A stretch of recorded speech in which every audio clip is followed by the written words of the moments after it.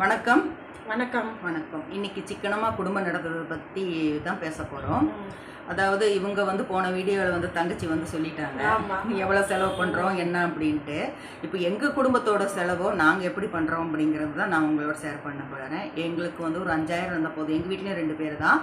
எப்படி நான் செலவு பண்ணுன்னு பார்த்தீங்கன்னா, வாரம் ஒரு தடவை வந்து மார்க்கெட் போவேன். போனேன்னா 200 ரூபாய் ஆகும். எல்லாமே தக்காளி, வெங்காயம், காய்கறிகள் எல்லாமே 10 ரூபா இருக்கிற காய்கறி தான் வாங்குவோம். இப்போல்லாம் பார்த்தீங்கன்னா கேரட், பீன்ஸு எல்லாமே 100-200 ரூபாய்க்கு விற்கிது. இப்போ கொஞ்ச நாளாகவே ஒரு மாதமாகவே விலை அதிகமாக இருக்குது. உருளைக்கிழங்கு 85 ரூபா கிலோ. அதெல்லாம் 40 ரூபாய்க்கு கஷ்டப்படும். இப்போல்லாம் 85 ரூபாய்க்கு விற்கிது ஊட்டி உருளைக்கிழங்கு. அதனால் இப்போ அதெல்லாம் வாங்குறதே இல்லை. நம்ம வந்து எது கம்மியாக இருக்கோ அந்த வச்சுட்டு எந்த வெண்டைக்காய் வந்து கிலோ பார்த்தீங்கன்னா 40 ரூபா இருக்கும். இப்போ தக்காளியும் விலை அதிகமாக தான் இருக்குது. அது ஒரு 1/2 கிலோ தான் வாங்குவேன். இந்த மாதிரி தேங்காய் நமக்கு வேண்டியதை பார்த்தீங்கன்னா மந்த்லிக்கு ஒரு 2 கிலோ வெங்காயம் தேவைப்படும். சின்ன வெங்காயம், பெரிய வெங்காயம் அது ஒன்று வாங்கி வச்சுக்குவோம்.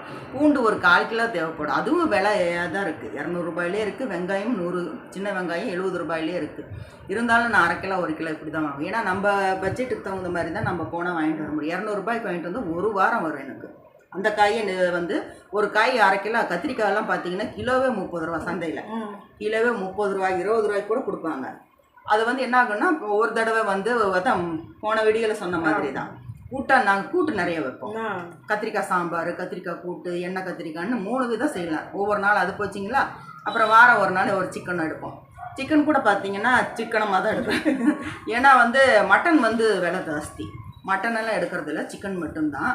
ஏன்னா மட்டன் வந்து 1000 ரூபாய்க்கு விற்கிது. அது எடுத்திங்கன்னா சொன்ன மாதிரி பாதி சம்பளம் அதுலேயே போயிடும். அதனால் அதெல்லாம் எடுக்கிறது இல்லை, சிக்கன் மட்டும்தான் எடுப்போம். 2 பேர் இருக்கனால 1/2 கிலோ சிக்கன் எடுத்தால் 100 ரூபா அதுலேயே முடிஞ்சிருது. அப்புறம் பார்த்தீங்கன்னா நான் ரேஷன் கோதுமை வாங்குவேன். ரேஷன் கோதுமை வாங்கிட்டு அதுவே யூஸ் பண்ணால் நல்லா இல்லைன்னாலும் நம்ம வந்து இந்த பஞ்சாப், ஏற்கனவே நான் ஒரு வீடியோ கூட போட்டிருக்கேன் என்னுடைய சேனலில். பஞ்சாப் கோதுமைன்னு இருக்கும். அது வந்து 2 கிலோ 90 ரூபாய், விலை அதிகமாக இருக்கிற மாதிரி தான் இருக்கும். ஆனால் அதில் வந்து 2 கிலோவில் இந்த ரேஷன் கோதுமை 3 கிலோ போட்டு நான் 5 கிலோ அரைச்சி வச்சுக்குவேன். பார்க்குறதுக்கு அப்படியே ஒரு நல்ல பிராண்டோடைய கோதுமை மாதிரியே இருக்கும். நல்ல டேஸ்ட். இது கம்மியாக இருக்கும். அது கூட வந்து இந்த கொண்டைக்கடலை, இந்த சோயா பீன்ஸ் எல்லாம் போட்டு ஹெல்த்தியாக இருக்கும். அந்த மாதிரி அரைக்கும். நாம் அந்த வீடியோ கூட நம்ம போட்டிருக்கோம் அந்த என்னுடைய சேனலில். அந்த மாதிரி மாவு அரைச்சி வைக்கும்போது சப்பாத்தி பார்த்தீங்கன்னா சாஃப்டாக இருக்கும். டிஃபனுக்கு அது வந்துடுது. நமக்கு அரிசின்னு பார்த்தே சின்னதாக ஒரு டம்ளர் தான் போடுவோம். 2 பேருக்கு ஒரு வேளை சாப்பாடு தான். அதனால் சின்னதாக வந்து ஒரு 10 கிலோ அரிசி வாங்கினாலே 1.5 மாதத்துக்கு. அதுதான் 1.5 மாதம். அப்புறம் இட்லி அரைக்கிறதும் அப்படி தான். ரேஷன் அரிசி தான் போட்டு அரைப்போம். பாதி கொஞ்சம் வந்து இட்லி அரிசி, முக்கால்வாசி வந்து ரேஷன் அரிசி. இந்த மாதிரி இருக்கும்போது நம்ம 2 வேளை டிஃபன் வச்சுக்கிறோம். அதனால் வந்து அதிகமாக செலவு இருக்கிறதுல எடுக்கிறதும் சிக்கன் தான். அது வந்து 1000-1500 ரூபாய் இப்படி தான் வரும். அரிசி பார்த்தீங்கன்னா ஒரு சிப்பம் வாங்கிட்டு எங்களுக்கு 3 மாதம் வருது. 25 கிலோ 3 மாதம் வருது. அதனால் வந்து நம்ம அப்படி வாங்கினா அந்த காசை எடுத்து மிச்சப்படுத்தி வச்சுக்கணும். அந்த காசு எடுத்து மிச்சம் பண்ணி வச்சுட்டு அடுத்த தடவை இப்போ ஒரு மந்த்லிக்கு மட்டும் பார்த்தீங்கன்னா 10 கிலோ 8 கிலோ வாங்கலாம். அந்த மாதிரி வாங்காமல் ஒரு சிப்பமாக வாங்கிட்டு அந்த காசு இந்த அடுத்த தடவை நம்ம அரிசி வாங்கணும். அதே போல் 2 பேர் இருக்கும்போது சிலிண்டர் வந்து யூஸ் பண்ணுறது பொறுத்து. இந்த சுட தண்ணியெலாம் காய வச்சிங்கன்னா சிலிண்டர் சீக்கிரமாகிடும். அதனால் சுட தண்ணியெல்லாம் அதில் காய வைக்கவே கூடாது. ஏதோ ஒரு கொல்லப்புறம் இடம் இருந்துச்சுன்னா நம்ம அந்த வேஸ்ட் இதெல்லாம் போட்டு தேங்காய் தொட்டியெல்லாம் சேர்த்து வைக்கிறோம். அதை கூட போட்டு கொஞ்சம் லேசாக சூடு பண்ணிக்கலாம். வெயில் காலம்னா சுட தண்ணி தேவையில்லை. இந்த மாதிரிலாம் இருக்குது. மெயினான இது வந்து பச்சை தண்ணி ஊற்றிக்கிறது தான் நல்லதுங்கிறாங்க. குளிர்காலத்துக்கு வந்து கொஞ்சம் இதாக இருக்கும். ஆனால் ரொம்ப சூடு பண்ணாமல் மெயினாக பாருங்கள், அந்த தண்ணி காய வச்சா சிலிண்டர் அவ்வளோ முடியும். எங்களுக்கெல்லாம் சொன்னால் நம்ப மாட்டீங்க. எனக்கு போன சிலிண்டர் 3 மாதம் 90 நாள் என்ன சமைக்கவே மாட்டேங்களான்னா கொஞ்சம் கொஞ்சமாக சமைக்கிறதுனால தீரலை. அதனால நீ 3 மாசம், எனக்கு 2 மாசத்துக்கு மேல பொதுவாக எனக்கு வந்து 70 நாள் 75 நாள் எனக்கு 2 மாசம். ஏன்னா நம்ம டீ வைக்கிறோம் கொஞ்சம். அந்த டீ இல்லாம காலையில சாயங்காலம் டீ வைப்போம். பாலுக்கு எல்லாமே சேர்த்து எனக்கு கம்மி 5000த்துக்குள்ள தான் நான் வந்து செலவு பண்ணுவேன்.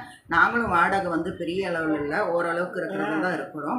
மினிமம் வந்து 10,000 இருந்தாலே எங்கள் குடும்பம் வந்து 2 பேர்த்துக்கு வந்து இதாக இருக்குது. இதே குழந்தைங்க இருக்கிற இடம்லாம் பார்த்தீங்கன்னா கொஞ்சம் அதிகமாக தான் ஆகும். அவங்க குழந்தைங்களுக்கு வாங்கி கொடுப்பாங்க, அதெல்லாம் இருக்கும். அவங்க வந்து ஸ்கூலெல்லாம் இப்போ கவர்மெண்ட் ஸ்கூல்லேயே சேர்த்துருவாங்க அவங்களாம். இப்பெல்லாம் ரொம்ப ஃபெசிலிட்டி, ஆனால் நல்ல ஃபெசிலிட்டி இருக்கும். இப்போ கவர்மெண்ட் ஸ்கூல்லலாம் இப்போ பார்த்தீங்கன்னா அங்கேயே பேகு கொடுக்குறாங்க, உணவு கொடுக்குறாங்க, சத்துணவு கொடுக்குறாங்க, எல்லாமே இருக்குது. அந்த மாதிரி தான் சேர்க்குறீங்க. வசதியாக இருக்கவங்களே இந்த கவர்மெண்ட் ஸ்கூலில் தான் இப்போ ஸ்கூல்லேயே சேர்க்குறாங்க.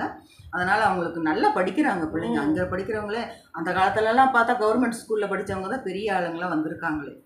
அதனால் வந்து சிக்கனமாக இருக்கணும்னா நம்ம வசதி தகுந்த மாதிரி நம்ம எப்படி வேணால் செய்யலாம். 10,000 ரூபாய் இருந்தால் அதுக்கு தகுந்த மாதிரி ஒரு 1000 ரூபாய் முதல்ல எடுத்து வச்சுட்டு முதல் சேவிங்க்கு தான் எடுத்து வைக்கணும்னு சொல்லுவோம். செலவே முதல் செலவே சேவிங் தான். ஒரு 1000 ரூபாய் எடுத்து வச்சு மறந்துடணும்.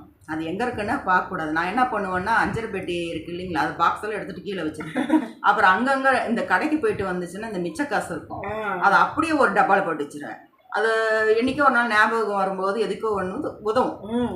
இப்படிதான் ஒரு தடவை என்ன ஆச்சுன்னா ஒரு பேக்கில் வந்து 1500 ரூபா போட்டு வச்சிருந்தேன். அது என்னைக்கோ ஒரு நாள் வந்து எனக்கு கண்ணில் பட்டுது. எனக்கு ரொம்ப கஷ்டம், காசு கஷ்டம் இருக்கும்போது அது உதவும்போது எனக்கு ரொம்ப ஆச்சரியமா இருந்தது. பாரு இதில் போய் எப்போ போட்டு மறந்துடும். அங்கங்கே எடுத்து வச்சுட்டா அது மறந்துடும். நம்ம ஒரே இடத்துல வச்சாக்கா கூட நான் இங்கே தான் வச்சுருக்கோன்னு எடுத்து செலவு பண்ணிடுவோம். நான் என்ன பண்ணுவேன்னா அந்த கடைக்கு போயிட்டு வர அந்த மிச்ச காசெல்லாம் எடுத்து வரும்போதெல்லாம் ஒவ்வொரு இடத்துல வச்சுருவேன். ஒரு டப்பாவில் போட்டு வச்சுருவேன். கடைசியில் நமக்கு ஏதோ தேவைப்பட்டுச்சுன்னா அதை எடுத்து செலவு பண்ணிவிடுவேன். அப்புறம் பார்த்தீங்கன்னா இந்த கூட்டுறவு வங்கி இருக்குது. நம்ம மாதத்துக்கு ஒரு 500 ரூபாவாவது நம்ம அதில் போட்டு வச்சிடலாம். போட்டு வச்சுட்டு அதை மறந்துடணும். அதை எடுக்கவும் கூடாது. பேங்க்ல இருந்து நாங்கள் எடுக்கவும் மாட்டோம். அதனால 500 ரூபாய் வந்து அந்த கூட்டுறவு வங்கியில் நம்ம அது வந்து 5 வருஷத்துக்கு 10 இந்த மாதிரி இருக்கா இல்லை எப்படி? அது இன்னொரு இதில் கூட இந்த தபால் இதில் வந்து நிறைய சேவிங் இருக்குது. அந்த வயசுக்கு தகுந்த மாதிரி எல்லாம் பணம் போட்டு வச்சா முதியோருக்கு தகுந்த மாதிரி எல்லாம் நல்லா ஒரு பர்சன்டேஜோடு எல்லாம் அதெல்லாம் இருக்குது. அது அந்த மாதிரிலாம் சேவிங் பண்ணி வச்சுக்கிறாங்கன்னு வச்சுங்களேன். மந்த்லி இவ்வளோன்ட்டு நம்ம சம்பளம் வரும்போதே ஒரு 2000 மறந்து எங்கேயாவது நம்ம போட்டோன்னு வச்சுங்க, அது ஒரு பக்கம் சேவிங் இருக்கும். நம்ம எவ்வளோ இருந்தாலும் செலவு பண்ணிட்டு தான் இருக்கோம். கையில் மட்டும் வச்சுட்டு இருந்தாக்கா நம்ம செலவு தான். எனக்கும் அதே தான். அரிசிக்கும் வந்து பார்த்தீங்கன்னா ஒரு சிப்ப அரிசி 3 மாதம் வரும். காய்கறி வந்து டோட்டலாக பார்த்தீங்கன்னா மந்த்லிக்கு 1000 ரூபாய் கூட இல்லை. எல்லாமே இஞ்சி பூண்டு வெங்காயம் தக்காளி காய்கறிகள் எல்லாமே சேர்த்துனாலும் 700 ரூபாய்க்குள்ளே முடிச்சிடலாம். அப்புறம் பார்த்தீங்கன்னா சிக்கன் மட்டும்தான் நாங்கள் வாங்குகிறோம். மட்டன் வந்து இன்னைக்கு ஒரு நாள் கனவு மாதிரி வாங்குவோம். அது வந்து பார்த்தீங்கன்னாலும் எனக்கு 1000 1500. அது விருந்தாளிங்க பிள்ளைங்கள்லாம் வராங்க அப்படிங்கும்போது கொஞ்சம் அதிகமாக வருவாங்க. அப்போ அதிகமாகும். அந்த அதிகமாகும் போது நம்ம இன்னொரு செலவை வந்து குறைச்சிக்குவோம். ஆக மொத்தம் பார்த்தீங்கன்னா இவ்வளோ கம்மியாக தான் நம்ம செலவு பண்ணுறோம். அதனால் வந்து இது ஆஸ்பத்திரி செலவு ஏதாவது வந்துச்சுன்னா கூட நான் என்ன பண்ணுவேன், சுகாதார மையத்துக்கு தான் போகிறேன். சுகாதார மையத்துக்கு ஒரு காய்ச்சல் இரும்புலன்னா அங்கேயே எல்லாம் மாத்திரை கொடுக்குறாங்க. அதனால் வந்து சொந்தமாக அப்படியே போனோம்னாலும் இந்த ரோடு முக்கில் ஒரு ஆஸ்பத்திரி இருக்குன்னு சொல்லுவாங்க இல்லையா, அங்கே போய் ஒரு ஊசி போட்டு வந்துடுவான், நல்லாயிடும். உடம்புக்கு ஏதோ ஒரு பிரச்சனைன்னா அந்த ரோடு முக்கில் இருக்கிற அந்த 200 ரூபாய் நம்ம ஏரியாவில் இருக்கும் ஒரு சின்ன ஹாஸ்பிட்டல் கிளினிக் இருக்கும். அங்கே போய் எந்த ஒரு லூஸ் மோஷன் காய்ச்சல் சளி இரும்பல் எதுவாக இருந்தாலும் அவங்கக்கிட்ட போய் நம்ம ஒரு ஊசி போட்டு மொத்தமே 200 ரூபாய் தான் ஆகும். முடிஞ்ச வரைக்கும் சுகாதார மையத்தில் ஜிஹெச்சில் கூட போய் பார்த்துக்கலாம். அந்த மாதிரியும் பார்த்துக்கலாம், அது செலவே இல்லை. அந்த மாதிரி போக முடியும் டக்குன்னா ஒரு 200 ரூபாய் தான் ஆகும் இந்த மாதிரி சின்ன கிளினிக் போகும்போது. இப்படி தாங்க வந்து நாங்கள் வந்து குடும்பம் நடத்திட்டு இருக்கிறோம். 2 பேருக்கு வந்து ஒரு வாடகையோடு சேர்த்து பார்த்தீங்கன்னா 10,000 ரூபாய் ஆகும். ஆனால் வந்து 10,000 எனக்கும் 10,000 தான் ஆகும். 2 பேர் இருக்கிற இடத்துல இந்த அளவுக்கு குடும்பம் யாருக்கும் 10,000 தான் ஆகும். வாடகை ஒவ்வொருத்தருக்கு 3,000 ரூபாய் வாடகை இருந்தால் 8,000. ஆனால் 3,000த்துக்கு பார்த்தீங்கன்னா ஒரு சின்ன ரூம் மாதிரி தான் கிடைக்கும். அது ஏரியாவுக்கு தகுந்த மாதிரி இல்லைங்களா. கொஞ்சம் வந்து நமக்கு ஒரு பட்டாசாலை, அதனால் நம்ம வீடு எவ்வளோ பெருசாக பார்க்குறோமோ அதில் வாடகையிலே முக்கால்வாசி காசு போயிடும். அதனால் வந்து நம்ம வீடு வந்து நம்ம தகுந்த மாதிரி வீடு பார்த்துக்கலாம்.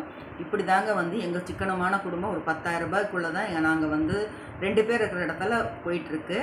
இந்த வீடியோ உங்களுக்கு பிடிச்சிருக்குன்னு நினைக்கிறேன். பிடிச்சிருந்துச்சுன்னா எங்கள் டிப்ஸ் உங்களுக்கு யூஸ்ஃபுல்லாக இருந்துச்சுன்னா கமெண்ட் பண்ணுங்கள், லைக் பண்ணுங்கள். மஞ்சுமலை கேர்ள்ஸ் லைக் பண்ணுங்கள். ஓகே, மீண்டும் உங்களை அடுத்த வீடியோ சந்திக்கிறேன். நன்றி, வணக்கம். தேங்க்யூ.